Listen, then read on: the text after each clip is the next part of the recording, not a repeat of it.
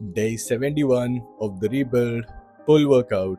We're starting this week with a bit of deload. What that means is we're going to be reducing the weight, the number of sets, and increasing the number of reps.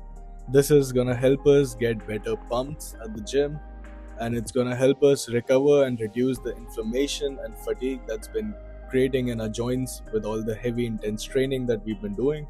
I'm gonna make a more detailed video about this, so make sure you catch that. Until then, we keep pushing.